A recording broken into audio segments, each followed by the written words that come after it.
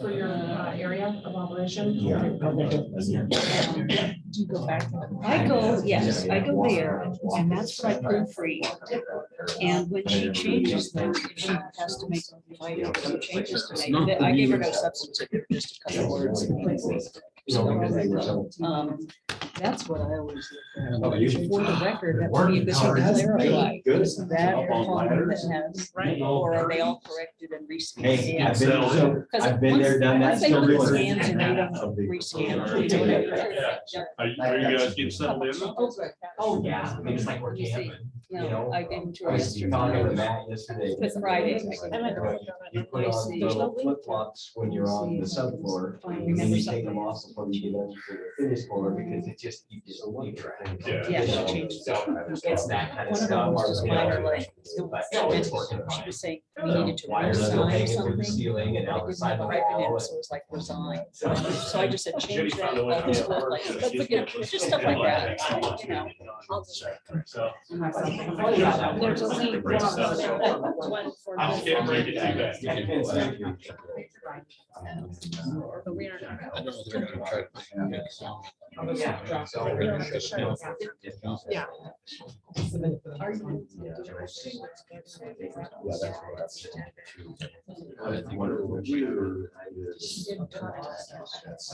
We're going to, what should be addressed to the board in the workforce. Right. Shower.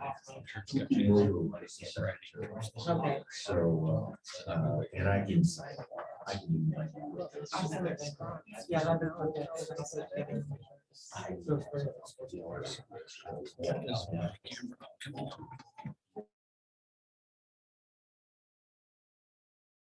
Because I'll be Yeah. at Silver Creek.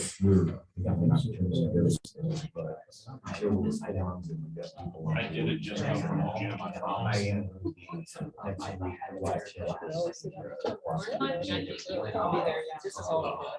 I'd rather fit it in. I don't do good for heights. And then That garage is pretty high up. I had to get up to that top of the. Well, Jenny, so now it's my turn.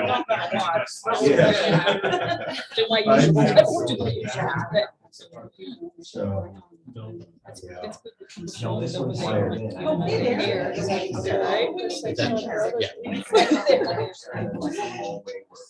Here, Suzanne. I'm all dirty anyway. I'll just stand back. You don't have to. Whatever. It's showing Huddle Cam now. Go ahead. It wasn't showing Huddle Cam, now it is. It should be good. She was actually on the agenda. Upside down. I should have it back tomorrow. All right. Just like-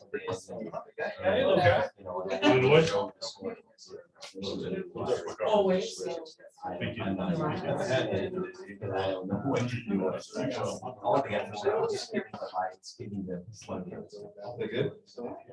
Yeah, that's working. Thank you. Oh, just hang out. I might have to do this. Take a break from working in my house. Oh, you have. Thank you.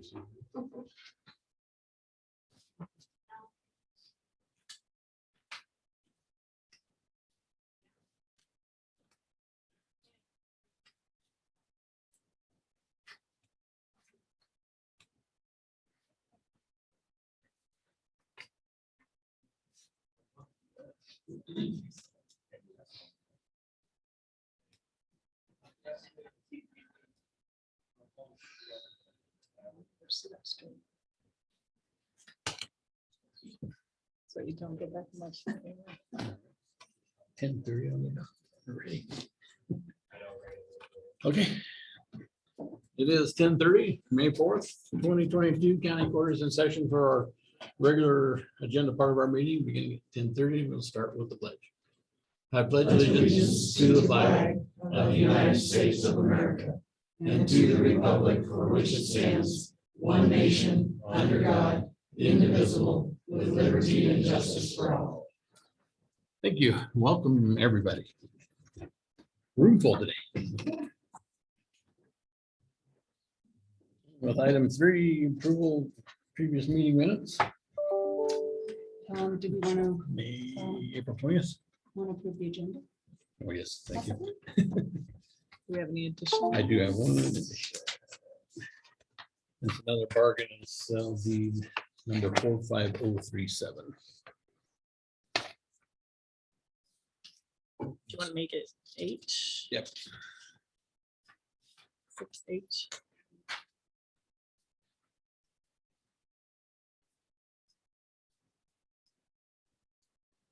What's the number? 45037. Is it in the packet? I have it right here. It's explanation. Okay. Thank you.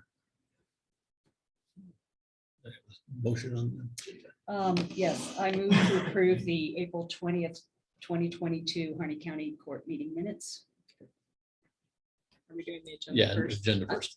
Oh, so I move to approve the agenda with the additional item just mentioned. I'll second. Moved and seconded to approve the agenda with the addition of item H, bargain and sell deed number 45037. Any further discussion? All in favor, signify by saying aye. Aye. Aye. Aye. And opposed. Okay. Agenda approved. Item 3, approval of minutes. I move to approve the April 20th, 2022 Harney County Court meeting minutes. I'll second. And moved and seconded to approve the minutes from April 20th, 2022. Any further discussion? Hearing none, all in favor, signify by saying aye. Aye. Aye. Minutes approved. Item 4, opportunity for public comment. Maybe did I have one. And that is just that I understand this first week in May is Teacher Appreciation Week. And I just like, I'm sure you would agree, it's a good time to honor and thank our teachers for all the lasting impact they have in our lives. Agreed. Thank you for that. Ron. I know Ron has somewhere to get to, so I'll Yeah. call on you first and then. My name is Ron Copeland, a resident of this community, have been for 16 years. I'm retired law enforcement, 32 and a half years in law enforcement. I'm here to support the court and its endeavor to build a new jail. I've seen firsthand what's gotten out of date due to my partner was killed with a jail break because it's an old jail. It's been efficient for a long time, but it reached the point, this is 1978, it reached the point where it wasn't no longer as efficient as it was brand new. And I know for a fact that this Highway 20 crooks, I spent 12 years undercover working that building. And I had a crew of 6 people that worked for me. And I know that Highway 20 is used to throw drugs and illegals through this community. So this isn't a community that's putting locals in jail for being drunk overnight. There's a group of people that pass through this community on a regular basis to support their habit and to supply children and drugs and women that get kidnapped. So I support. I know that we may never have a situation like we had in King County with the jail right there, and I hope we don't. But I think our jail has done a really good job for a long time. Our local law enforcement has done an outstanding job. But they can be at some point overcome by it, and usually results in death for somebody. So the jailbreak, I'm not being critical of the county jail, but the jailbreak would be real simple. The way it is now. Thank you. Appreciate that. Further public comment? Yes, good morning. My name is Bill Hart. I'm a local Harney County resident in Hines. I would echo a lot of what this gentleman just mentioned. I just recently concluded a 34-year career in law enforcement, of which my civilian career started in the Harney County Sheriff's Office and working in the jail. I know at that time, 30 years ago, the facility was okay for that time, but it still, at that time, even needed some serious improvements, both security wise and health standards wise in that facility. And the upcoming discussion on the criminal justice center, I believe would be a benefit to the community and better service to the community and public safety. And I just want to mention support for those projects, basically. Thank you. Yes, sir. All third, both this, Mr. Hart and Ron's comments, while no history in law enforcement, I appreciate 100% what they're saying. Primary reason I came is to show my support for that today.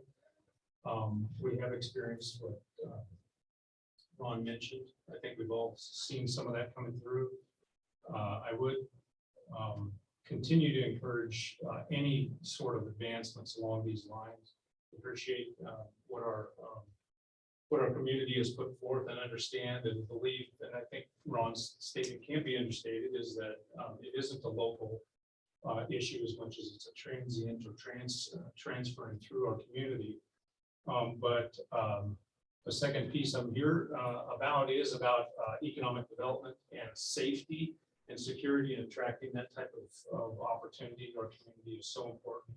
So I applaud also the community members that have been part of the brainstorming to kind of really think through this entire process.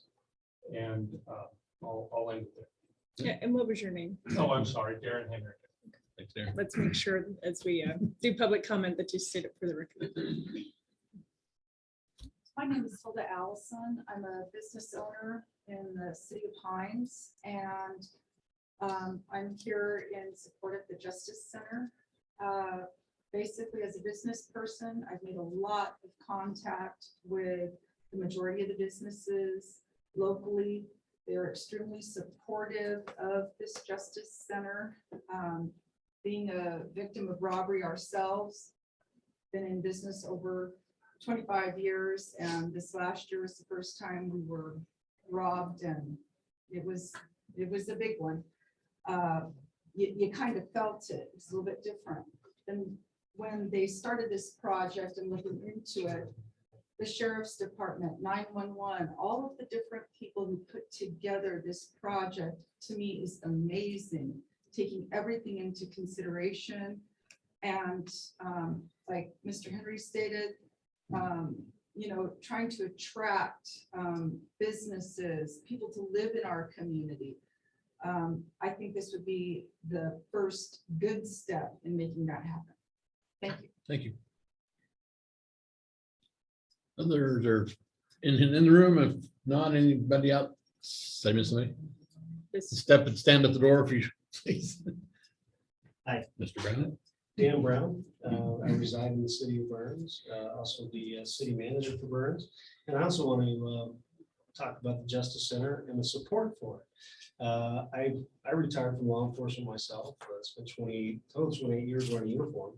And it's not just a building, right? When you're talking about courts, you're talking about that. To me, it's important because when you have a jail where people get sentenced and they can go to it, it sends a message that you care about justice in the community, and it helps lower recidivism rates for that. But you also have the entire umbrella of not just Harney County Sheriff's Office, but the police departments, probation, courts, all that in one area. It fosters communication, it fosters growth, and really it's something that's needed on more fronts than just space, more fronts than just a jail. When you talk about accreditation in the state of Oregon, that's something that soon most agencies across the state, even the smaller agencies, will be required to have accreditation standards. And when you talk about accreditation, it's something that our local facilities will not meet accreditation standards. It's going to be forced upon these small communities in the state. I've seen it happen in other states. It's going to happen here. And what accreditation says is you have to have an evidence room that meets a certain threshold. You have to have a facility that meets a certain threshold. I know that the jail has an accreditation standard that they meet or try to meet, but it goes beyond that, right? So when you think about something like this, think about the entire picture. And I know that as a citizen of this community, I'm very much in support of it. And then on the professional side, everybody that I have talked to in the city and the counselors and I don't want to speak for the council, but in speaking with them individually, I do know that a lot of them support this concept because it's an old jail. And I've walked through it, and when you talk about asbestos and you talk about just housing people, something needs to change. And I think United Front is good. Thank you for your time. Again, One of our officers had raised his hand earlier. sorry. Yeah. Good morning. I know what you just I said. apologize for my attire. I've been working on this house that I just bought. Let me know when my 3 minutes is up because I get a little wordy. Good morning. My name is Donald Renault. I'm a correctional sergeant for the Harney County Jail. I recently just retired from Arizona after serving 21 years for that state correctional system. And I'm here to tell you, I knew what I was walking into, but after working it, there are many challenges that myself, but mostly my staff and my jail administrator have to fight with on a daily basis. Anytime we have an inspection, I go back to my time in Arizona and say, we're not compliant, we're not compliant, we're not compliant. Just on a conditions of confinement, cruel and unusual punishment, we do not have the physical plant to properly render medical attention to our incarcerated people, whether they're there overnight, whether they're there for 9 months. Heaven forbid we have one of those transient humans that come through and know what we're required to give them, and we fail to make the choice to do it. That's millions of dollars in lawsuits I know this county cannot absorb. The safety for the staff. We've had some, I would say, very aggressive inmates on occasion. It's challenging to not get assaulted. It's unsafe. I know the career I chose. You can be assaulted at any time, but our job, your jobs, I implore you, are to reduce and mitigate those opportunities. I took you through a tour. Just walking in the front door, you could have been assaulted instantly. And there's nothing I can do to mitigate that right now. There's nothing my staff, there's nothing my jail commander, there's nothing the sheriff, there's nothing the judge can do right now without your help. Please, please, vote yes. Make the Justice Center happen. Thank you. Thank you. Now I gotta get back. No, I did that. Did good on your time.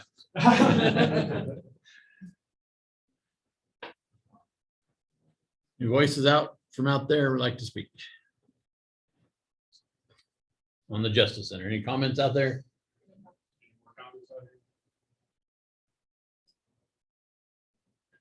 Okay. I would like to say something. Okay. I'm Stephanie Radonovich. I work for the Harney County Sheriff's Office. Just started last June, so I've almost been there a year now. I'm a civil deputy.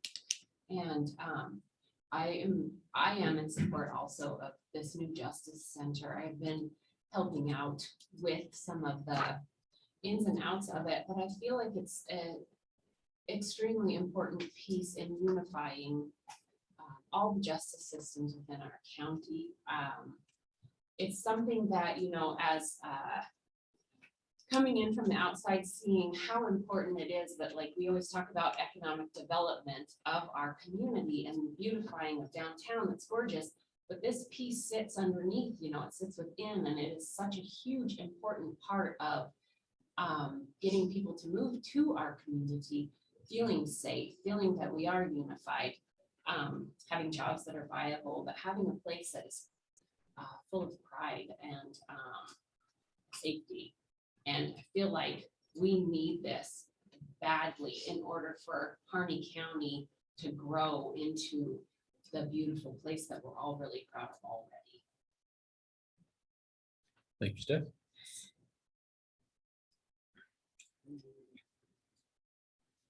Nobody out there knocking on the door?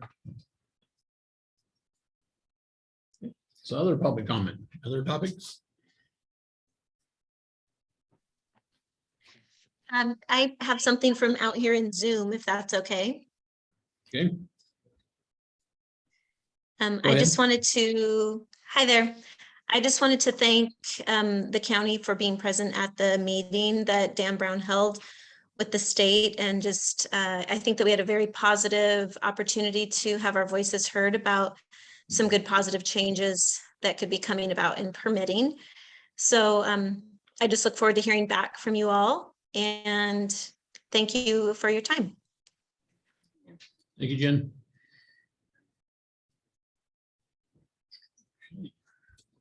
So folks know, so we have the executive session at 1:15 for discuss parts we got to discuss that we would come out of and hopefully have some type of motion one way or the other. So that's where that is at today, because the RFQ to the school is due by the 14th. So this is our last meeting prior to that. So that's what will happen there. Judge, Mhm. will you reconvene at 1:45 like the schedule says? Yeah. For open discussion or Yes. for your discussion on that? Yeah, we have to come out of executive. So, yes. All right. Item 5, old business, nothing scheduled. Item 6, new business, Harney County Administrative Cost Policy. We're gonna be pretty close on time here. This is still only take a little bit.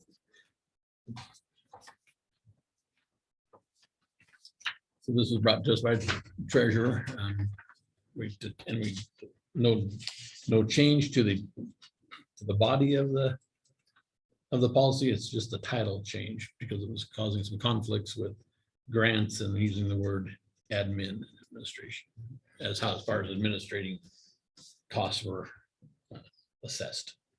Yeah, so I think the you're- word indirect was dropped from the title. And to make it clear administrative what the was- cost was. Right. And administrative wasn't certain. So you've seen it 2 I'd weeks go ago. ahead and make a motion to approve our Harney County Administrative Cost Policy. I second. Moved and seconded to approve the Harney County Administrative Cost Policy. Any further discussion?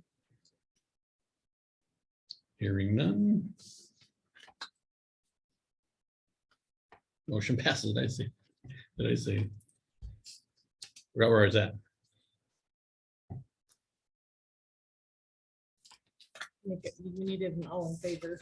That's right. I was gonna say. All in favor? Aye. Aye. And opposed.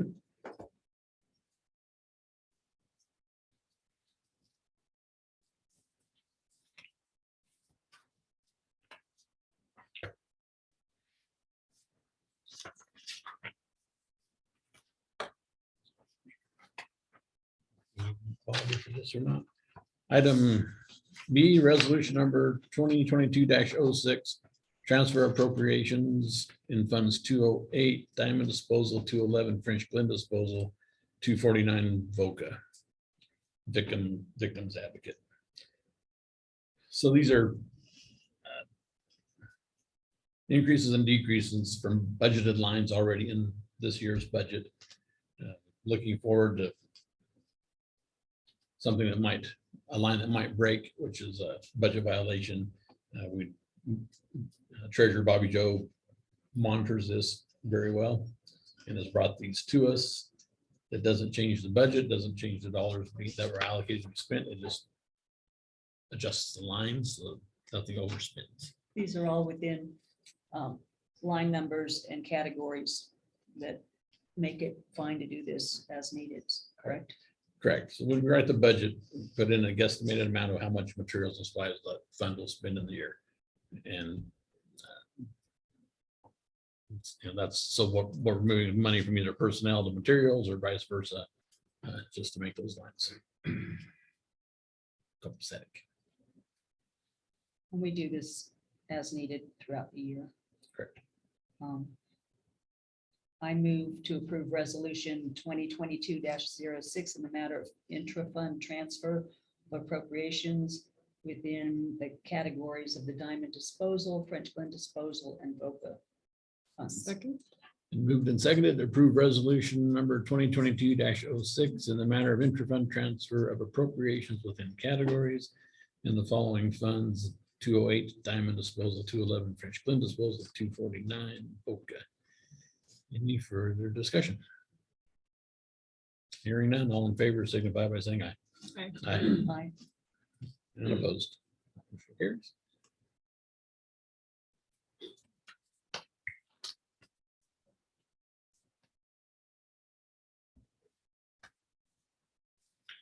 Okay. Signature, and we're ready for Suzanne and Irene. And Tom. They didn't put your name on it yet. I'm sorry. Okay, welcome. So good morning. I'm Irene Jerome. I'm from John Day, Grant County. I have been retained by the High District Partnership and the BLM to revise and update the Harney County Community Wildfire Protection Plan. So just a little bit about who I am. I grew up in southern Wasco County on the east side of the Cascades. My family homesteaded there. We're trying to hang on to it. And I have a deep and abiding, visceral, if you will, love for rural communities and the rural way of life and agriculture. So that's part of what drives me. I'm a forester by profession. I got into this stuff in Grant County mostly quite a long time ago now. Contracted them to do fire prevention, and I also do other things. So quickly, the community wildfire protection plans are county documents. They're approved by the county court, and so that's why I'm here today. I want to know who I am and what I'm doing, and just briefly how we're going to do it. Those community wildfire protection plans focus on fuel reduction. It's a big deal now, right? Wildfire and all to talk about it, and it's a huge issue here.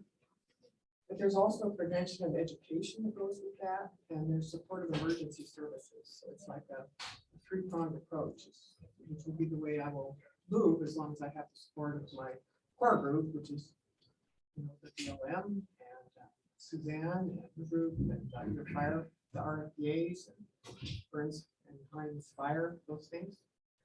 Anyway, we'll do that. So my plan is we're going to meet today and have a discussion with everyone and look for the way to go. But what I plan to do is go around the county and talk to, down to Fields and to French Glen and all those different areas, Andrews, and talk with people, talk with the communities, because that's what it's about. It's community. And then see what they think are areas we can help. Things that we might want to get in there. There's a lot of money around now. Let's take advantage of it before it goes away. Correct. So, and it's something then that we'll build together. I'm just the gatherer of information and the document writer, but it's a community county thing. So, questions? So one of urban interface. I did speak to Oregon Department of Forestry. We have not changed from wildland urban interface. So I guess there's an error in that explanation. So we had gotten some information that all of Harney County had been turned into an urban interface. According to our Oregon Department of Forestry, that was an error. We are still considered wildland urban. To consider the entirety of Harney County as urban is a stretch. So yeah, it was just a mistake, but I did get confirmation back on that, as well as complete definitions of the system. Okay, good. So we're good to go. what did you say our category is? Wildland hyphen urban interface. So we have the urban spots, Burns and Heinz. They actually kind of consider, any place where there's town, Druzy, Fields, Crane, that kind of thing. That's also urban, but we are majority wildland. Good. That's good to know. Irene, what's your plan for your timeline for things? They wanted it done by August, but I don't think I could get it done by then. So we'll look hopefully maybe for the end of the year. We'll go out, obviously draft will go out for everyone. Provide input on.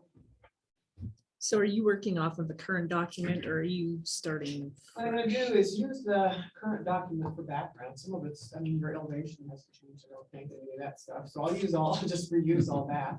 I do think we need to look at the demographics.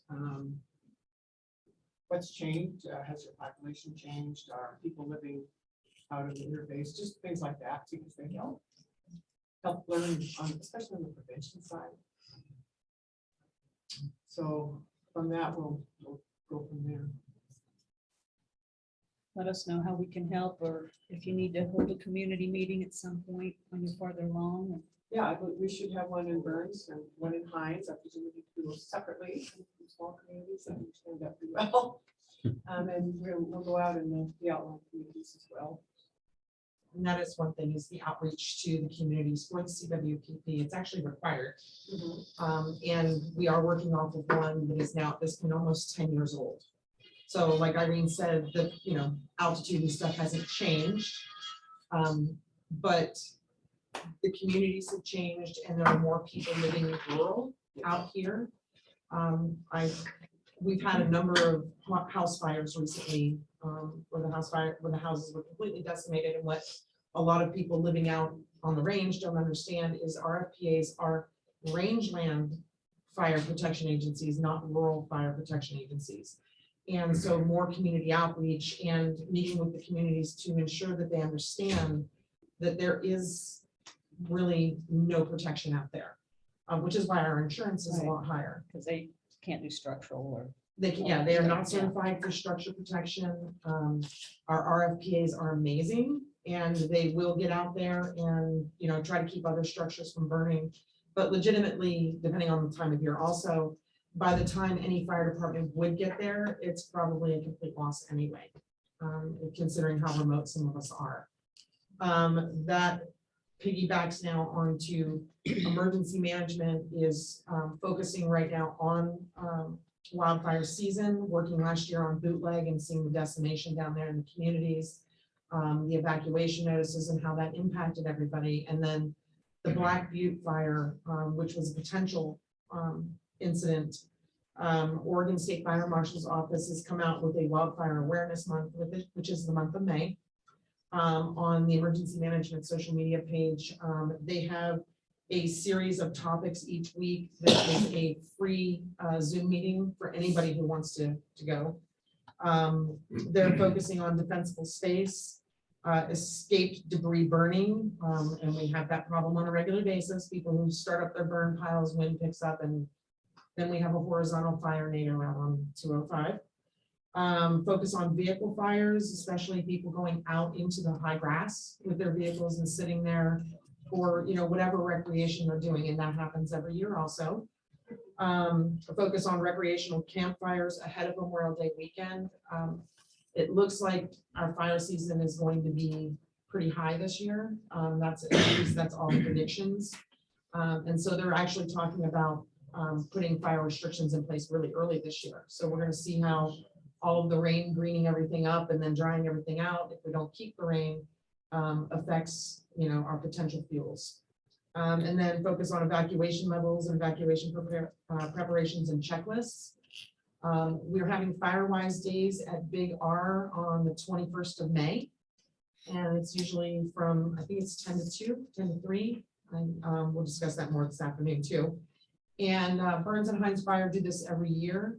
We're going to reach out and try to get people to be more fire-wise concerned, debris around their house, the types of plants they have. And so there'll be a lot of handouts from my department. We're putting together a packet for handout. It'll include the FEMA Are You Ready guide, the Sesame Street Family Safety Program guide, but it's coloring book too, a fire safety checklist, and a My Pocket plan from Oregon for 2 weeks ready. So we'll have a table out there and some giveaways and some games. I know there's games and free food. There's always hot dogs. And that leads us to the RFPAs and the new RFPA that we're hoping to get, which will be the North Harney Rangeland Fire Protection Agency. Leads into Tom. I'm gonna take any questions. Oh, do you have any questions for me? Not at this time. I'm If pretty you could- vocal. I usually line If you could up. turn the wind off, that would help our moisture. It's been wicked. It's been wicked. And Harney County is mostly in red and orange. And we are in the 89% higher than the rest of the state this year. That's, I do have a graphic that I didn't have extra copies of, but we can get that out and send that to you via email. But we're pretty happy in that area right now. And I don't like it. All right. If you could share a copy and pass down. I brought a large D-size drawing, but for the sake of time and convenience, I'll try to avoid that. For the record, my name is Tom Sharp. I'm a landowner and a resident here in Harney County. And I'm representing a working group of interested landowners that are seeking to form yet another new Rangeland Fire Protection Association here in Harney County. As you're well aware, Harney County has long been a leader, an early advocate forming RFPAs in the county, which have served the county well. We still have some unprotected areas within Harney County that need to be filled in. So the group that I'm representing here today is proposing to form what would be called the North Harney Rangeland Fire Protection Association. And I realize the map is small, and but if you would direct this, I guess we'll call it the dark fuchsia colored, which is kind of like a light purple color, indicates the boundary of the proposed RFPA. This would be an RFPA that is basically in the northern part of Harney County. To the west of the proposed RFPA would be the Lone Pine RFPA. Also down at the southwest corner of the proposed new RFPA would be Silver Creek RFPA. And over to the east side of the proposed new RFPA would be the Crane RFPA, and down in the southeast corner would be even French Glen RFPAs that are coming up. So we're proposing an RFPA of approximately 195 square miles, which represents 125,000 square acres. As you look at this fuchsia colored boundary map here, it'd basically be 10 miles from west to east and 20 miles from north to south in its geographic boundary dimensions. It only would, again, as stated earlier, Rangeland Fire Protection Associations are not rural fire departments. We do not do structural protection or structural fires. We may protect the structures by, suppressing a fire that might threaten those structures, but we're not a structural fire department. So, from that standpoint, we're not competing with Burns or Hines, fire departments that are organized for those purposes like that. So part of the process of forming a new RFPA, which is defined by the Oregon Board of Forestry, is we work through the Oregon Department of Forestry, and the process for considering a new RFPA is requesting of the Board of Forestry a public hearing. And we have made that request of Oregon Board of Forestry. They have approved our request to consider forming a new RFPA.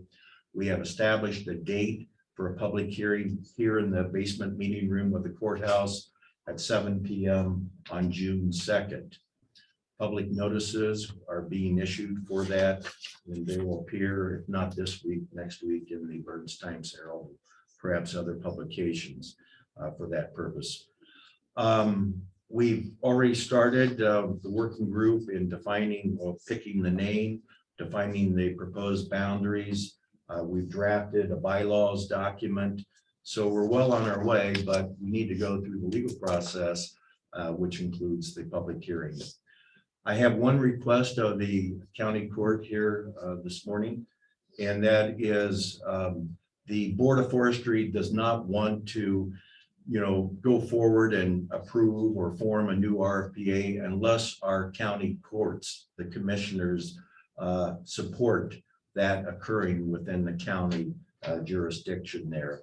So if you would, I would like to coordinate efforts with the county emergency manager for a very simple letter of support signed by the county court, indicating to the Board of Forestry that the county court supports the formation of additional new North Harney Rangeland Fire Protection Association.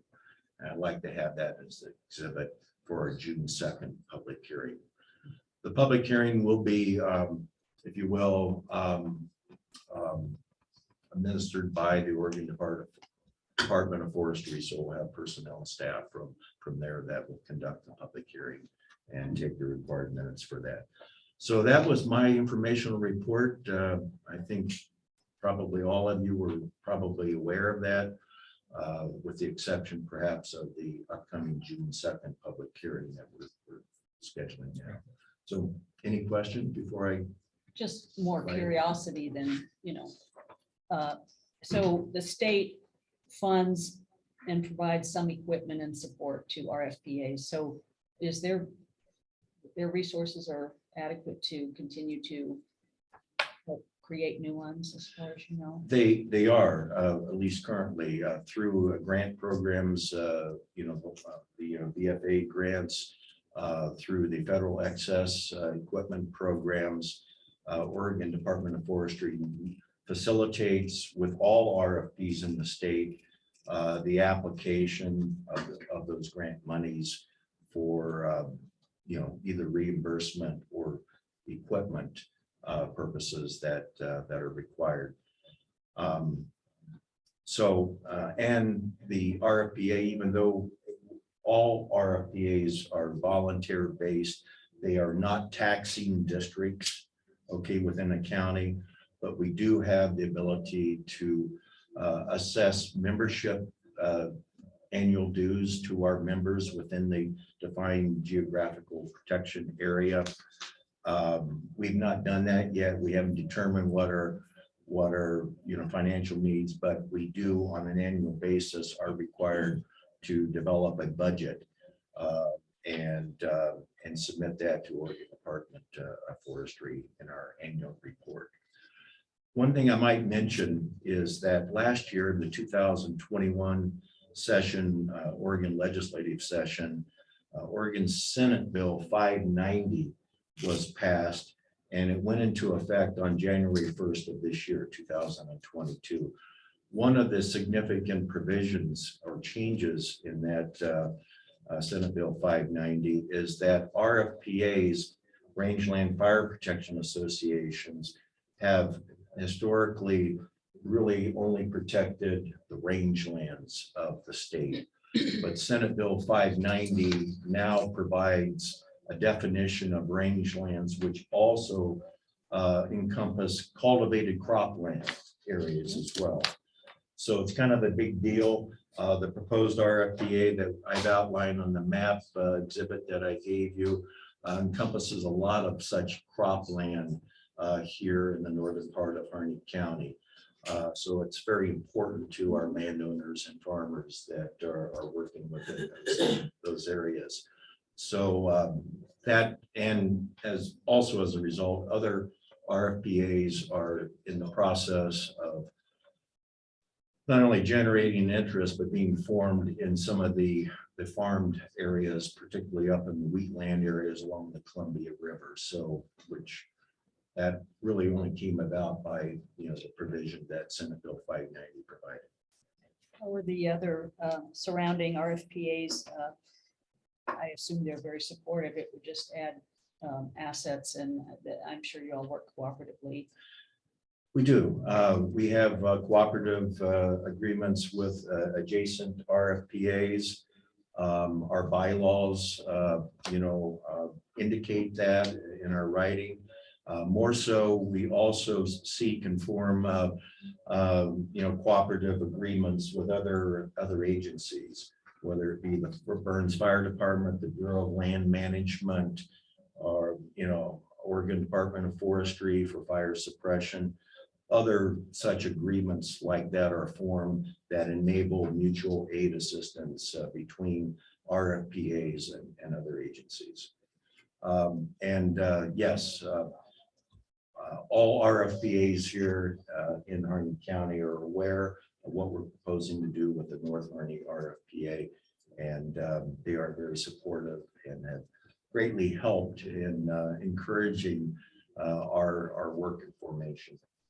Sorry, I was gonna say, has some So did Crane come over farther? I mean, has some of the areas shrunk to make room for this? or No, was It it- wasn't covered. It just wasn't covered. Yeah, Flat out wasn't. we just had a gap. Okay. And so our boundaries of the new RFPA as proposed would touch and join the existing RFPAs in the unprotected gap that we've had here of, approximately 195 square miles of acreage. I was really pleased at the RFPA summit this year, because back in 2008 to 11, I was the secretary treasurer of the Crane RFPA, and it's really come a long way. The collaboration and partnership, I mean, before it used to be kind of, not to characterize it too strongly, but, I think the BLM and Forest Service, kind of got to work with these scruffy little Right. rough organizations, but I mean, they did, but now it's really good. Yeah, It's really come a long way. back in the time period you're speaking of, I had Suzanne's job as county emergency manager. And yeah, things were very rough back then. It was, you got a bunch of cowboys out there that just want to go out and, baja across the rangeland and start, digging fire lines, and they don't need no training. They don't need to know how to work a radio. They don't need to wear a yellow shirt.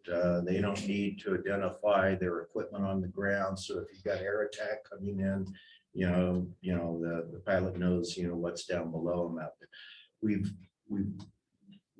done a 180 since those days, as you are well aware. All RFPA personnel, they have to have at least the basic fire training. They have to be proficient on the radio usage. So yeah. we've No, come a long it was way. very rewarding to see, and I know where I live. We could count on them. Plus our old 1963 little water truck we bought from the city of Ontario years ago, Yeah. that we do just in case. And if I could throw a comment in there too, Oregon has always been the leader in RFPAs in the United States. We are the playbook for how to set one up. Our first RFPA in Harney County was in 1964.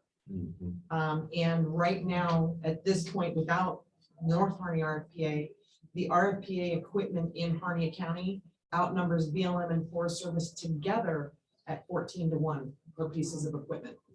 ODF makes sure that if there's any surplus equipment available, it is made available to the RFPAs first.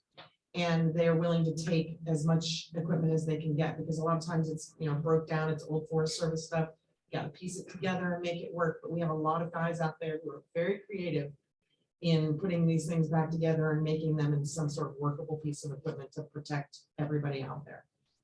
Yeah, well said. And, fire season is almost on us, if not already.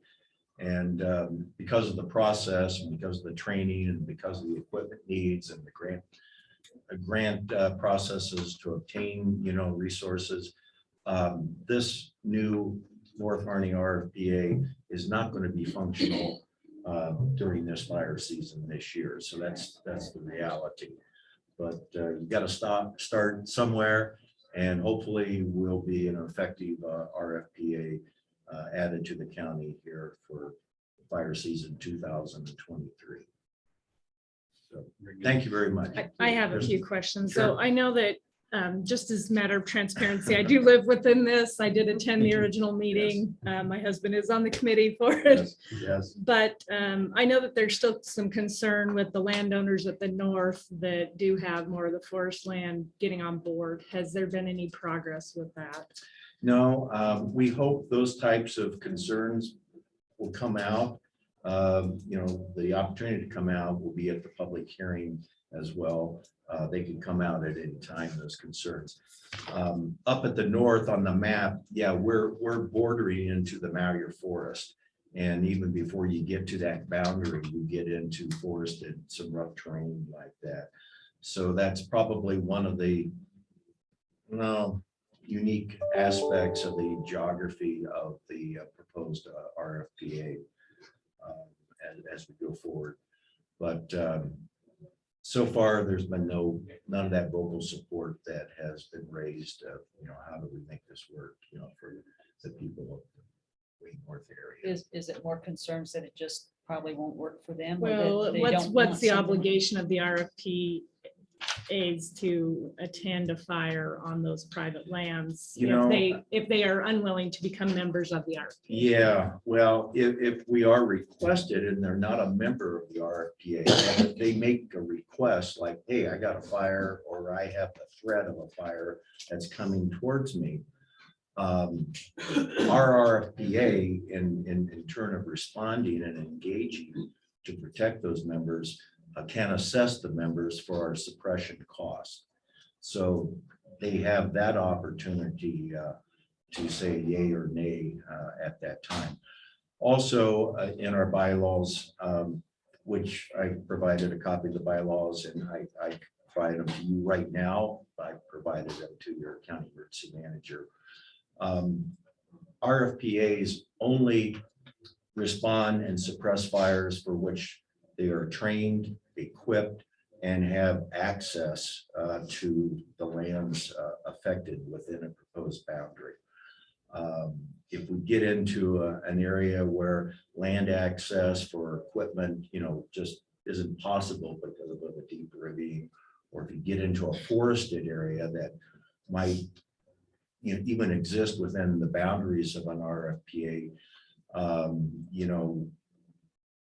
we're probably not able, not trained, and not equipped to deal with those situations. And I expect the potential for that to occur, particularly in the North Harney RFPA area up north, where you do get into this forest, is a real issue.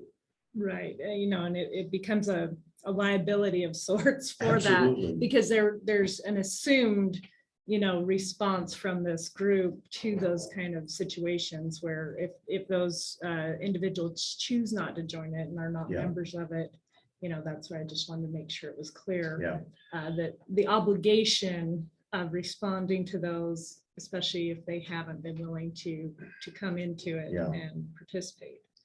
But, we will entertain a request to come in and suppress a fire on any non-member's land if that non-member chooses to make that request and has a willingness to share in the suppression cost of that fight.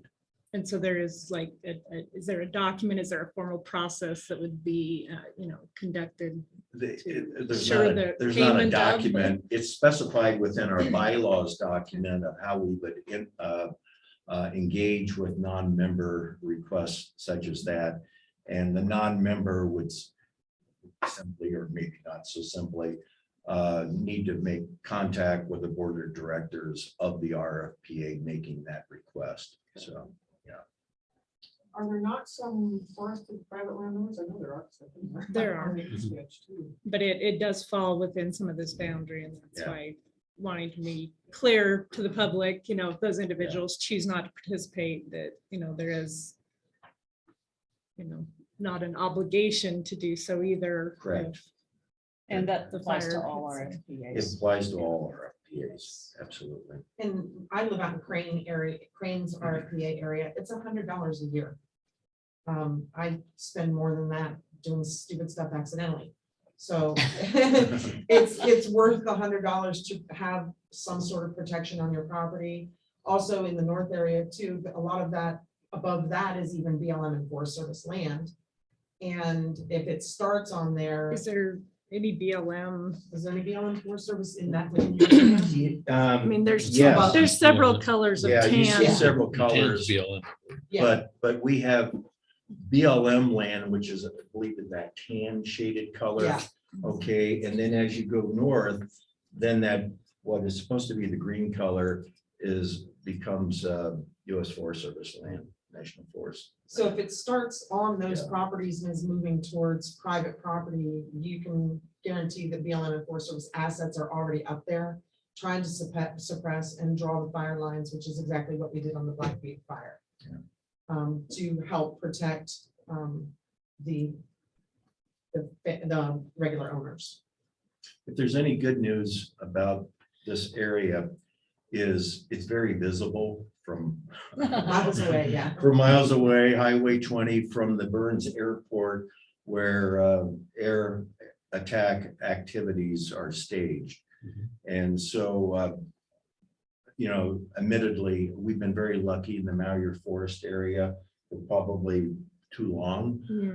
I'd rather be lucky than good, as they say, because the forest and then the duff on the forest floor is ripe for a major fire up there.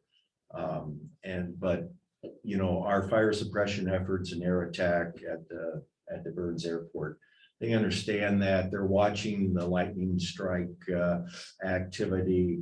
They're sending out reconnaissance planes to check for any smoke like that. They've had jumpers in the past, you know, suppress when it's small and avoid the big fire.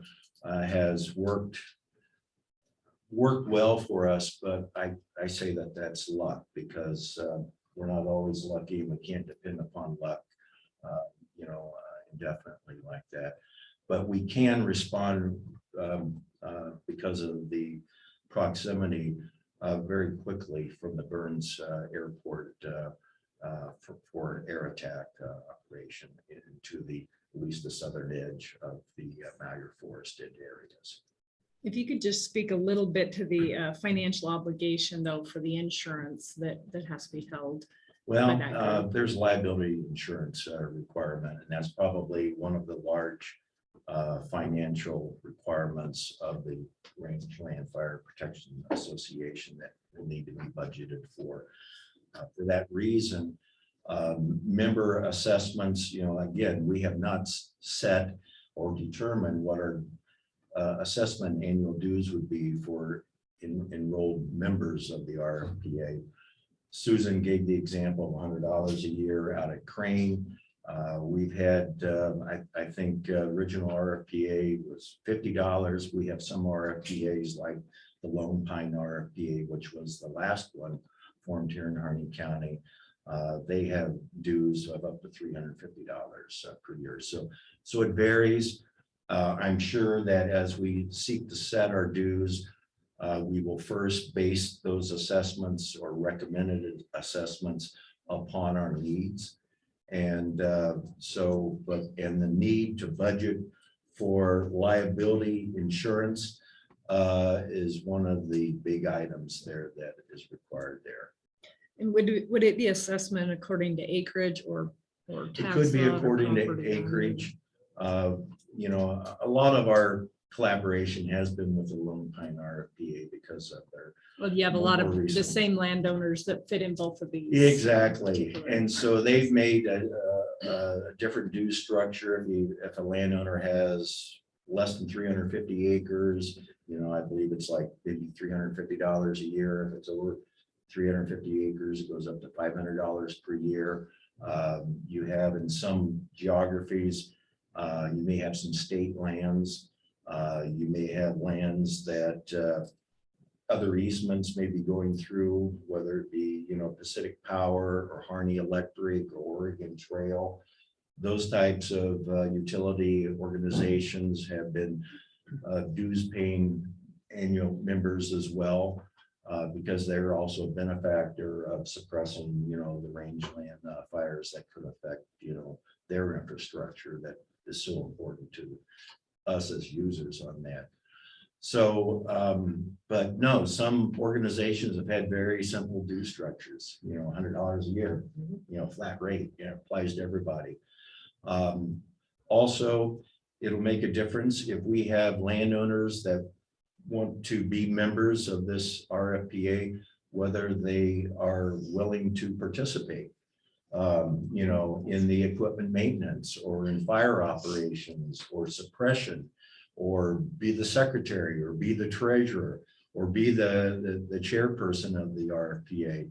So some RFP organizations have recognized that those people that really have skin in the game of the organization of the RFPA, you know, their dues may be different than one who chooses not to participate, but just, is needing, the response. And so, so that all has to be figured out. Well, I do appreciate what you're doing on this. I know you've taken the lead and, circled the wagons on it, and it's not a small task. But And part of it is bringing the younger people in, the more able-bodied people. And that seems to be the challenge that all RFPAs in the state are dealing with. It's a common one like that. People like me in their 70s, are not going to be out there running around in the range as easily as someone that may be in their 40s. So we hope to have in our new RFPA some of the younger people able to do that, able-bodied people. Did you say the public hearing was June 2nd, 7 p.m. basement meeting room here at the courthouse.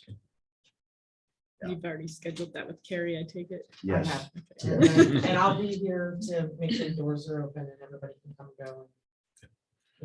I'll also add, because I don't think it's been mentioned yet, relating to RFPAs in general here in Harney County, is next week on May 10th, there is going to be a BLM cooperators meeting, a pre-fire season cooperators meeting down in the Memorial Building at the Harney County Fairgrounds like that. So all RFPAs, the city, fire departments, BLM, et cetera, will all be there. All right. The calendar got a reminder from Shane this morning. Very good. Shane got it out there. Yeah. Anything else? No, thank you. I appreciate your interest in. So you do support. need the court's letter though by the 2nd or by? Yeah, So I'd if we like could to have have it it in on our my hand agenda on the next June meeting, 2nd. I was gonna throw it So- together and make sure it's on the agenda. Yeah, for the- It'll be a basic. For the That could be the 18th. next We'll meeting. take care of it. Thank you. Thank you.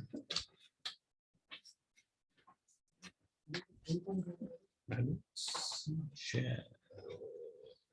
Did he No, know he's he after. was- No, he's after. Hey, Brandy. next. You're next. Thanks for coming, Army. Thank you. Tom. Did you just call out 40-year-olds? Brandon thinks he wants to volunteer. He for has it. been, I profiled. Thank you. Yeah.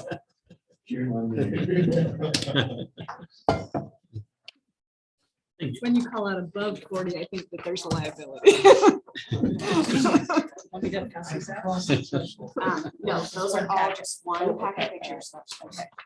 My nose is running. So if you guys can't hear me, I'm sorry.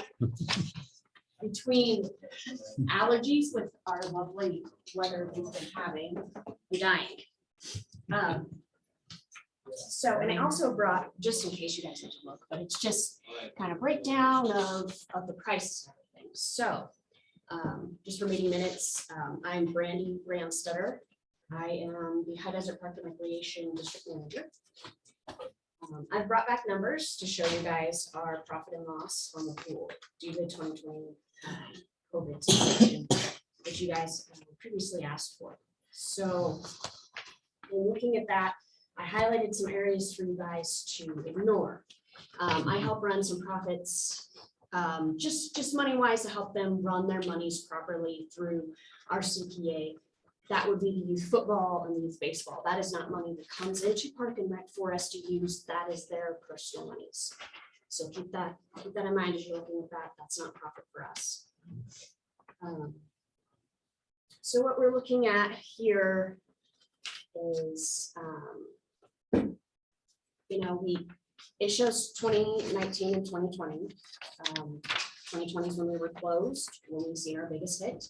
And then you see the difference with 2021. And that's what I wanted to give you guys, a full perspective of the years previous and after COVID, of what we're looking at.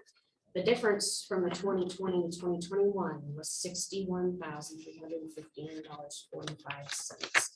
This includes our pool receipts, swimming lesson fees, sports registrations. That's how much we lost. If I could retain even that amount of money back from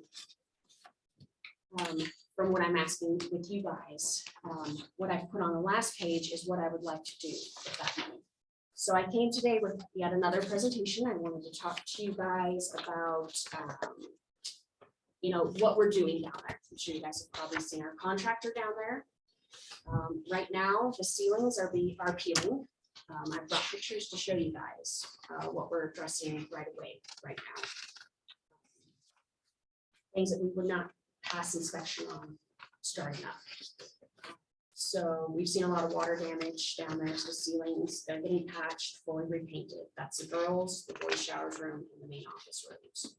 On the deck, you can see from the pictures, the monster cracks, the breaks that are being patched and re-poured to be level as best that we can, because again, inspection, they cannot be there. If they're there, they're gonna get us on them. If they're a tripping hazard, they're gonna get us on them. And who does those inspections? The health, the state health inspector, he comes from John Day. We all share county wise. So is that something just? Yeah, we'll be taking that over next year. Okay, just, Back in the county. sorry. Back in our county, so it wouldn't be, so are we hiring someone new here, or would he be covering? We have the- We have staff someone on that staff is that's now certified. Oh, okay. I would love to meet this staff, because I need to work very closely with this person on making sure that we pass, so. if that's No something cigarette, that just- I need. January 1st. Okay, okay. But it, Because I just went. I was just curious if that was the same. yeah. Yep, it that's would- the same that is- thing. Yep. It is, yep. So I just finished certified pool operators school over in Bend. The guy that taught it is the Deschutes certified state health inspector. So he went through a lot of stuff with me, which was amazing. We sat down and spent, some lunches going over stuff with me. I showed pictures just so that I could have that extra support. I met Park and Rec out of Redmond. They are huge and they run, very similar to how we do. Again, I made those contacts and their maintenance man that runs their pool travels through Burns all the time to Emmett, and he's willing to come help me also take a look at everything. So just let you guys know, we have the support there also from other counties. I'm working my tail off out there, guys, to get this pool going, and some things that he stated to me that they're not gonna let go anymore. Gates. And I can tell you right now, our gates down there are not compliant. Our gates are being held shut with chain and lock. That's illegal. We can't do that. What basically it needs to be held is with self-closing latches. It needs to open from the outside so that it's harder for children who are of drowning age, which is as soon as they're mobile to 4 years old. That is the high rate that we're trying to cover right now to keep children from drowning. We need to keep those gates open during the day and unlocked, and then those kids will need to lock them at night. So new locking mechanisms needs to be put on those gates. And again, the self-closing, those mechanisms need to be put on the gates. I've gotten a new quote from a contractor down there who is willing to help us get that covered also. Is that captured anywhere in this? I do have it. It should be on the last page that I gave you guys, the new contractor job estimate. That's to fix the gates and to fix the baby pools. That's something I had to address yesterday. That's why that's on here, and I had to talk to him about it. The guy that redid our baby pool 2 years ago, there is not a warranty on it. So as of right now, we have to fix it too. It's got cracks in all the corners and all of the grout on all of the, I'm just gonna call it, it's not really an overflow, but it's where you sit and put your feet in when you're watching your children, basically, that whole surrounding area, all the grout on the heads of lifting. Right now, I'm doing what I can just to get us by for the next couple of years so that we can work on grant opportunities and opportunities for the food. So this is not a fix for all. The way that I'm letting everybody know is this is patching. And these are just patching costs. Pictures remind me of our jail. Isn't it sad? Not good. Yes, if a fire was to happen in our main building, we couldn't get those keys, to get those gates unlocked. That's why it's illegal. We have 3 surrounding gates. That's the hardware we have to put on is those 3 gates. Again, it was discussed, that's something we're not going to be letting go. Another thing that we have to cover is our main drain. As of 2021, they came out with a new law and all main drains have to be specifically set for your pool. Our pool is 260,000 gallons. It has to go through that drain a certain amount of gallons per minute. And so I am working with the company to help me do the math correctly so that I buy the correct filter to put over our main drain to make sure I'm getting safe. That could cost anywhere to $600 to $700. Some of them are 200. I'm just gonna say best guess for us and their best guess based upon our pool size. We're going to need a bigger one. To be safer. It's something that has to happen this year. Compliance wise for us isn't even great also. So I've also talked to you guys. We're addressing retiling. I have it ordered. It's being made. The total cost on that was $5,083. That's not including the mortar and tools. So I just went over to Home Depot and bought the mortar and some tools for $117.30. And then the grout cost that I need to order based upon what my contractor gave me is $1,035.28. This is just for the big pool. This is not the baby pool costs. But that is put into the new contractor costs that we have not signed a contract with him on. We just signed a contract with him and paid him 50% on the top contract. Then I want to go over a whole bunch of other stuff we came across. I just wanted to share with you guys. I added the $3,060 to the list because that's what we paid last summer to fix the boiler. That's what came out of the budget. As of right now, our budget's only set at $4,000 on pool fixes down there for that pool. Clearly, we're blowing that budget this year just to get open. We're looking at a new toilet for the boys' shower room, several repair kits for the toilets in there because they're leaking. And there's one shower in the girls' room that never shuts off. I'm just gonna throw this out there. God bless Dale Hauk because he has been my godsend. We turned the water on last week. And he sat down there with me because we both like cringed waiting for something to happen. And believe it or not, we're all together. So there's little tiny things like the repair kits for the toilets and such. That's also been put in there. That's an estimate that Dale Hauk gave me of what it's going to cost. Now I put a variance on there only because those showers in there from the 1970s when that thing was built, finding repair kit pieces for the piece that leaks could not happen. So he gave me also an amount of what it would cost to just replace the whole piece, the shower piece in there that turns the water on and off. And it's a timed release valve. You push it, it comes out slowly, and that's kind of the amount of time they have to take a shower in there so that it does shut off. I just found out because I went through lifeguard interviews that our PA system stopped working at the end of the season last year. So I went down there and I tested it. No, we don't have a PA system. That's another safety risk we can't take because I need to be able to ask the patrons to get out of the water due to safety concerns. Lightning, fecal incidences, kids have to get out as soon as that happens and we find it. And we have to take care of it right away. This new system that I'm looking at, I put that in there price wise also, is $1,546.86. This PA system is portable. I can use it at other events. So roller skating nights, dances, anything else that I put on. They can also use it down at the Heinz Park for roller skating when we're not using it during the season. I plan on using it. I'm putting on a cheer camp this year. I actually found a coach. We're going to use it down there in the evenings for cheer camp.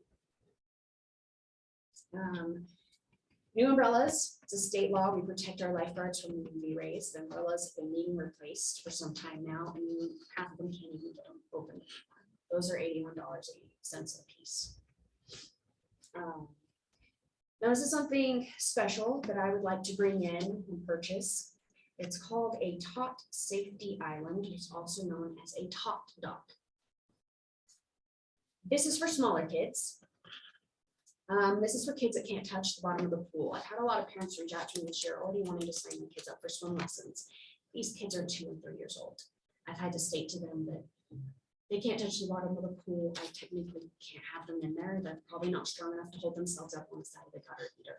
So to do that, I have looked into a Tot Dock. And basically, there's a picture in there. I'm pretty sure that I put in this packet right here.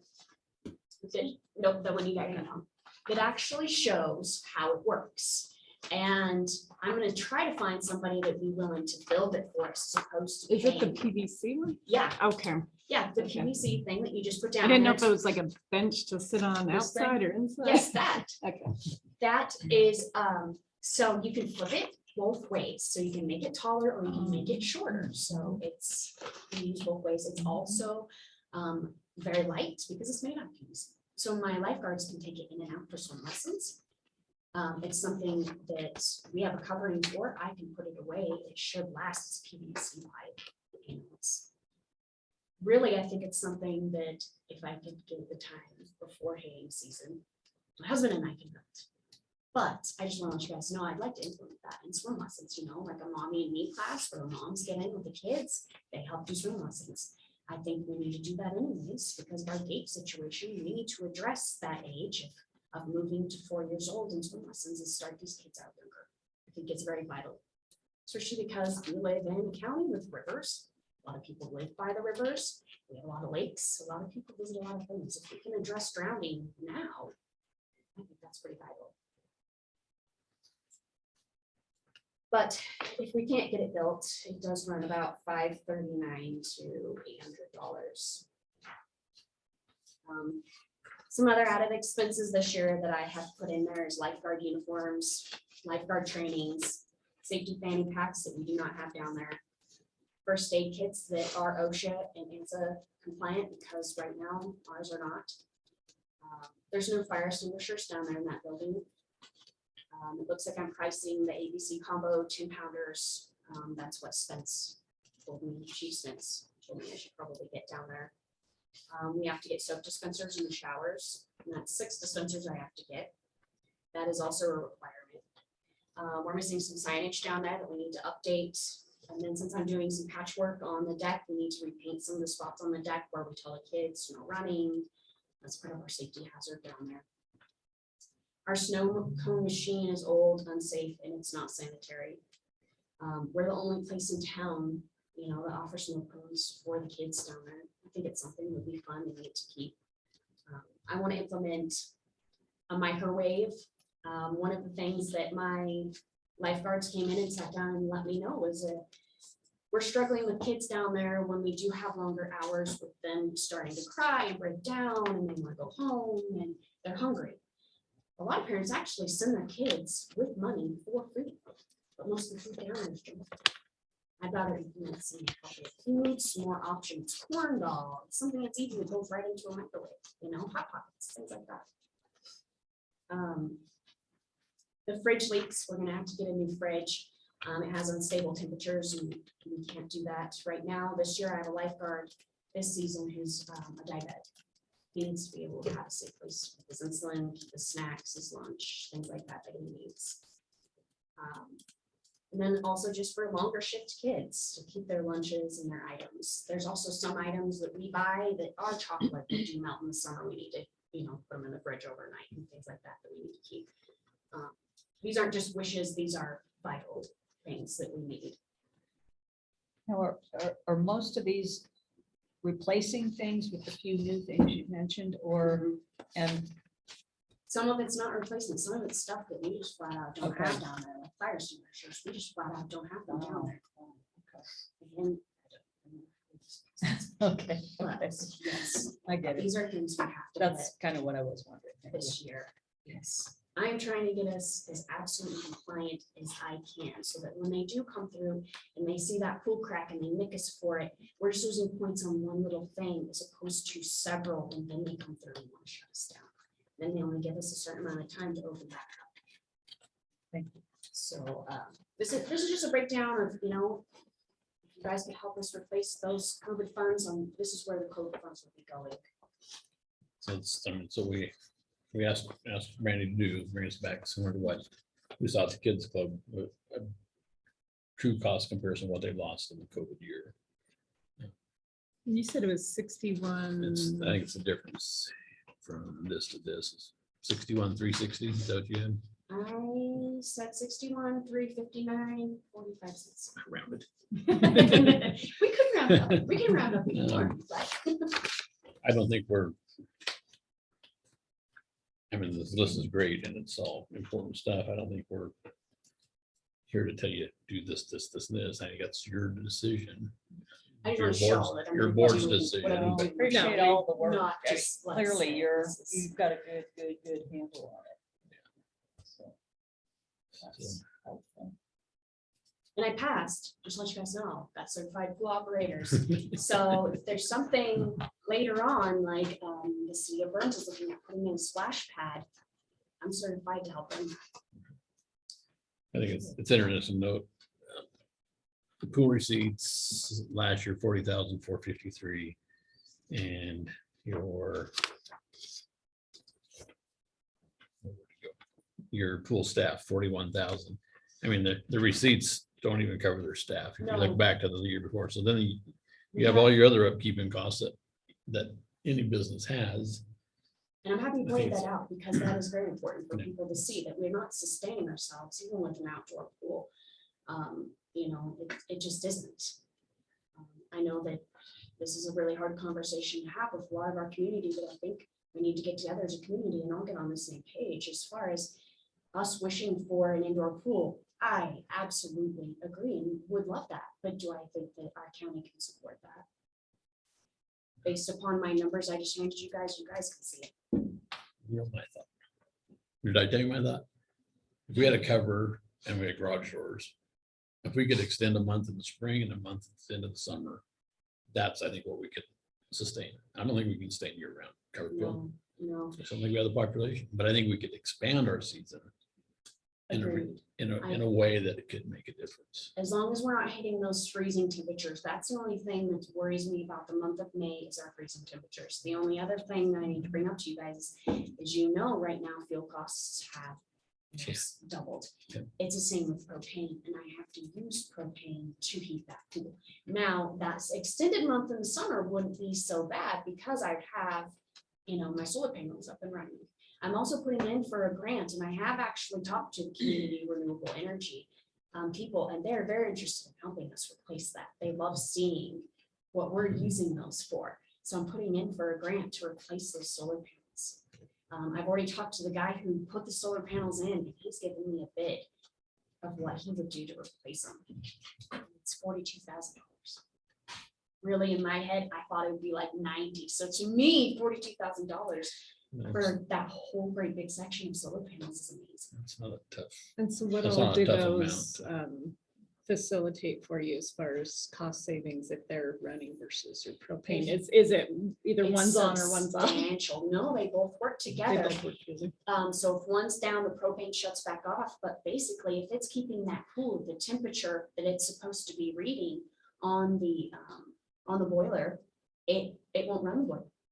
So right now, state law requires us to keep that pool at 82 to 84 degrees, especially because we do swim lessons for little kids.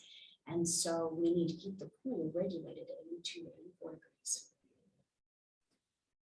Which in the early summer months, that's the only hard part, but I totally agree with you and my board agrees with you. If we could start getting opened up by Labor Day weekend, you know, I think we could really, we could really improve with that. I also got a credit card machine too. So now we can take all forms of payment down there. It also works. I mean, this machine is awesome. It's a Clover machine and it also works as our time card machine. So we save that amount of money and combining all of it through the Clover station. I appreciate the thoroughness and the good judgment you use as you're doing all this, and figuring out what has to be done right away. And, thank you. Yes, of course. I would propose that we do 125,000 to the pool out of the ARPA funds. To cover the solar panels as well. That'd put them at 103 with the current loss, plus being able to do the solar panels. 'Cause we know Sorry, that- are you proposing for just to get that money and we just buy the solar panels outright as opposed to? doing the I think that's what the That's what commissioner is I'm saying. proposing. I mean, it's similar to the biomass. If we don't have our chips feeding properly, it kicks the propane. I mean, it's exactly, well, it's biomass versus solar, same. Yeah, with Same, propane costs going up, and you're it's a killer. gonna eat your budget alive. Yes, that is exactly what. you are. And it'll take a while for a grant to process. Well, then hopefully you can work on grants for other things that are well beyond the scope that you've presented to us And you can today. use anything you've gotten as match. Yeah, that would give you match money for a grant potentially. It shows you've got volume. Support. Well, good, that's exactly it. Support from our community for this too, yes. And we know how much, yeah, because you can show, or I mean, that's what kids, I think they used us, showing us community partnership, help escalate grants, leverage grants too. So, and we all know how important it is in the summer to the kids. We have to. Always at it. But I feel like the ARPA dollars are spent well. If they're spent on the youth in our community, it's an opportunity for us to help that community, part of our community. We do live in an underserved area, and so it's really hard to keep those kind of services up, to keep our kids engaged in positive activities and to keep them safe. And what was your name? 125 Exactly. is what I'd like to do, because just that was 103. Okay, yeah, no. And that would okay, give you a little. So I didn't hear wrong, that's fire. Okay. I think, well, I know, we have that still in the fund before this, we should be getting the second round in this month. Yeah, I think we're still there. we're still there. Yeah. It's pretty cool. I think we're like 175. It's coming down. You'd like to make a motion? Yes, I'd like to make a motion to provide High Desert Park and Rec 125,000 from the ARPA funds. I second. Been moved and seconded to make a donation to cover lost expenses and needed saving solar panels for savings with today's fuel costs of $125,000. Any further discussion? Hearing none, all in favor, signify by saying aye. Aye. Aye. Aye. And opposed. Wow. So much. I really appreciate it. The youth really appreciates it. The board really appreciates So it. we really appreciate having an excellent Do you not director. want us back? I'll be in touch. Yes. I'll be in touch for you, Brandon. I can say-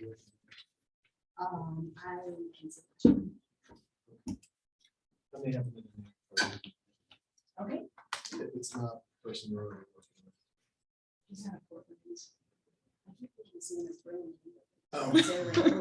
The different, I'll get another contact.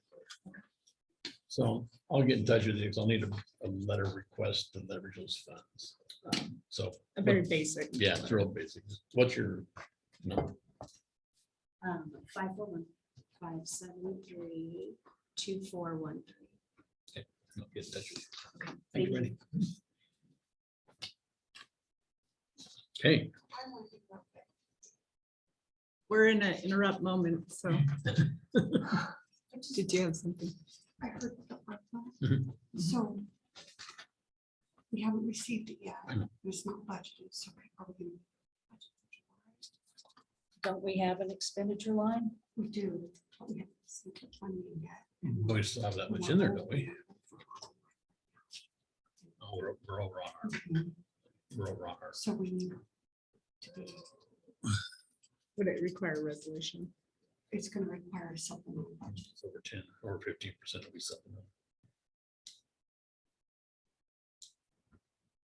Yeah, so the funds are there, but we didn't But put it we on the could line. do some of them in this calendar year and some of them in the next. Is that what you're proposing? We need to just sit down Yes, and we look did, at yeah. it. and We'll talk be about it talking before today we on just- stuff. Yeah. right? So maybe Let's if you talk could about it bring in separately. what that is, Mhm. when we talk this afternoon, if you could bring in what's there. Mhm.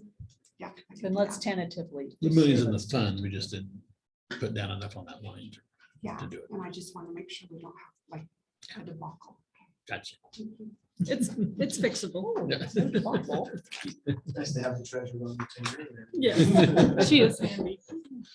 Okay. Well, I'm glad Chad's not here. We're just gonna skip right over him. Did he know he was coming? Don't know, Steps are gonna be a little but we tricky. could. Yeah, the steps do look nice. Okay, item F, adoption of comprehensive plan amendments for the Crystal Crane Hot Springs rezone.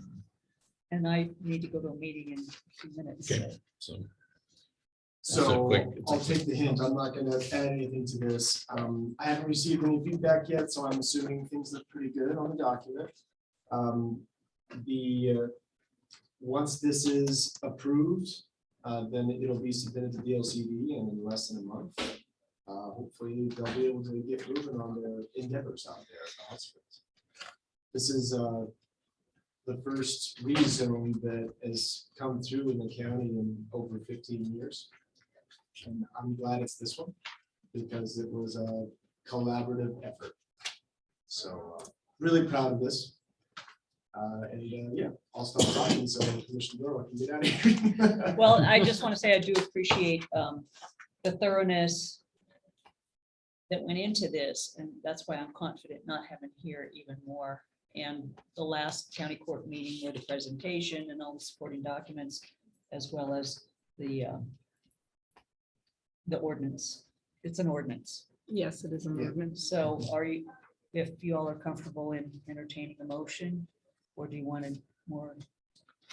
Did you have anything, Judge, you want to say? What else were you? I'd like to just quickly add, there is an emergency clause on this. Yes. The intent, of course, is to provide the most opportunity for that local business to get moving, considering positive economic elements are in play here. Time is money, as we all know. Just as a refresher, this can be read by title only. Correct. To make this work, and I believe that's a significant thing to state on the record for the motion. Okay. I'll let you make. Read Dominic's email. I thought you were the one in a hurry. I'll still leave. Okay, I'd like to make a motion for ordinance number 2022-04 in the matter of amending the Harney County Comprehensive Plan to include a goal-free exemption, comprehensive map amendment, and an application of the limited use overlay zone for the Crystal Crane Hot Springs by title only. I second. We moved and seconded to approve ordinance number 2022-04 in the matter of amending the Harney County Comprehensive Plan to include a goal-free exception, comprehensive map amendment, and application of the limited use overlay zone for the Crystal Crane Hot Springs. Further discussion. Maybe just note that there is an emergency clause. That says that, and I think it's in Dominic's answer to that. It has to be publicly acknowledged that we agreed that the emergency clause, reading by title only, is acceptable to the three of us. Right. So, okay, and yes, and this is with emergency clause under section 4. Any further discussion? Hearing none, all in favor signify by saying aye. Aye. And opposed. Passes. So this is the first reading. No, We only have to have, because emergency, it's we only have to have done. one. So I believe so. I believe that's why I read, that's why I read it That's the from way I DAG, read the ordinance. from DAG and legal counsel. I just like to say it out loud. Yep. Sometimes. Okay, Well, Thank you very all. much. I'll be back at 1. we'll adjourn for break. Be back at 1. I didn't even see this. Dee, can I just explain the correspondence in there with the kind of the timeout on? You don't want to come back? You guys can Yes, explain to me we'll relay it to. Well, and it's just because I was unaware that there is grants proposals. Well, that's why I'd asked you if we I were had no retaining idea. the I utilities. had no idea that they were actually. Because putting that's that how I was together. like, well, if we don't have If we keep utility down and this we're trying to path, do this then- project, I'm like. Yeah. Okay, So I I just was think glad that- to see the letter. I think there should be a timeout until we figure out exactly to what extent they end up with a water system. If they do, But the whatever. ones, we have cleared are clear, What's that? but the ones that we have done up. They're done. They're Right. done. I And mean, you said can't there was backtrack. no Right. utility. There isn't anything on recorded those. that they have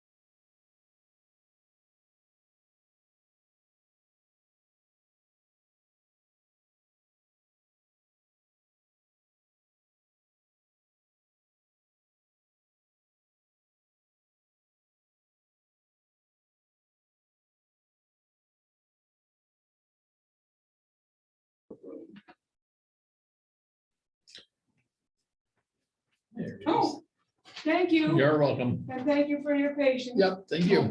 Mary, you want me to write my phone number on you if you have, Oh. because I wrote that and I can explain maybe if you need me to. I just, all of this is from the wording on the ballot, but you couldn't have anything to do with it. The state did. You just slapped me everything.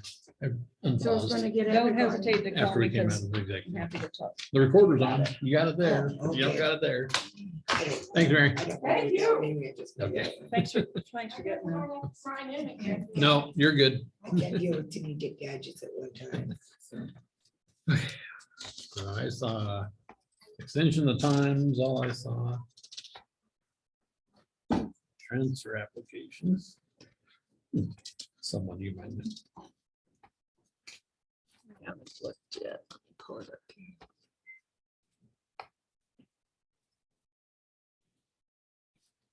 I did go to the water meeting the other night, ladies.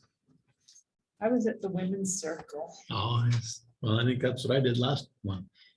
I was How at the was men's it? circle. How and You went was to it? it. Are they getting closer to, Yeah, did you read the draft? I've skimmed the draft. Read it all. We do have Dominic reviewing it Okay. for the county. Pete, you got an email, as I got an email from someone around water answers, and I forwarded it to Kristen since she was inadvertently left off, I'm sure. And I have not contacted that person yet, but I will. I will do a phone call, not necessarily an email. Because I think it's more of a conversation thing than It is. It's not an email answer. It's. John asked the same question at the water meeting. The exact same thing. were there answers given then that I ought to be aware of? Well, it's, I mean, you can't shut down economic development, you know, but it's all comes down to. Yeah. Well, I any- don't call it sacrifices, but how are people gonna reduce their usage? Well, the state is, got the primary ability to make changes legally that we do not here. And we don't believe we should try to do anything if it's legal, private sector, free market deal. That's not to be regulated at the county level for state issue. Agreed. I look at it, it's not passing the buck, it's just the way it is. We can't do that with town laws, we should can't do that.